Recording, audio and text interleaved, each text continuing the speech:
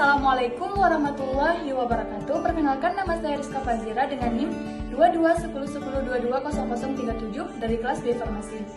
Baik, di sini saya akan menjelaskan mengenai replikasi DNA dan sintesis protein, yaitu untuk memenuhi tugas akhir mata kuliah biologi sel dan molekuler.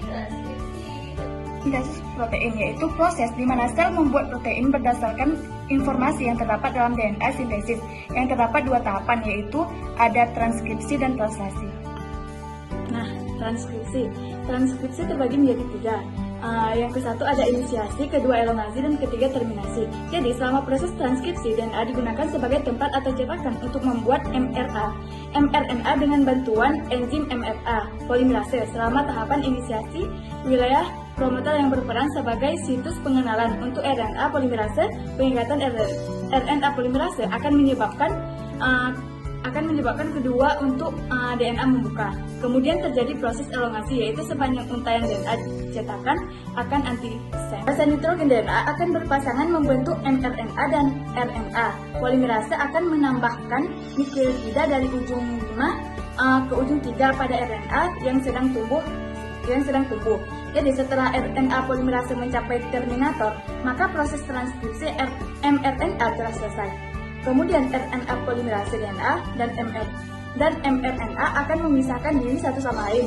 Untayan mRNA yang telah dibuat selama proses transkripsi terdiri dari dua wilayah, yaitu ada eksen atau wilayah kode untuk protein dan bagian non-coding yang disebut intron.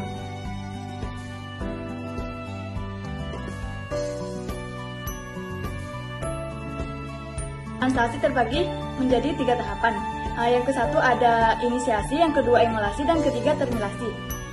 Jadi pada tahapan translasi, mRNA berperan sebagai cetakan untuk pembuatan protein. Seperti yang kita ketahui bahwa mRNA mengandung urutan 3 basa nitrogen yang disebut dengan kodon dalam sintesis protein. Kurang lebih terdapat 64 kodon atau kode genetik yang mengatur pembentukan asam amino tertentu. Dan ada 4 kode genetik khusus, yaitu 1 kode genetik mulai dan 3 kode genetik berhenti atau stop. Baiklah, tahapan translasi dimulai dengan terikatnya subunit ribosom kecil ke bagian untai kodon mulai atau stop. Kemudian setiap asam amino dibawa ke ribosom oleh tRNA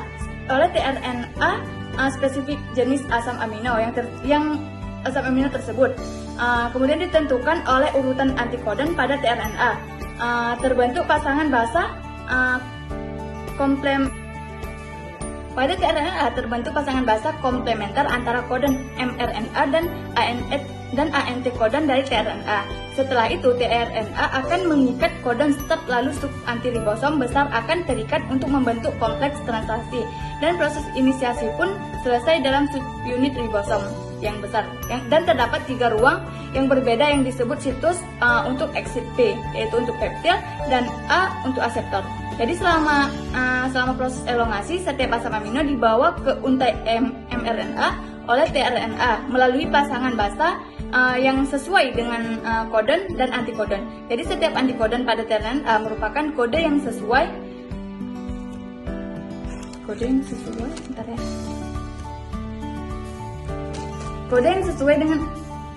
dengan asam amino tertentu pada sebuah tRNA muatan.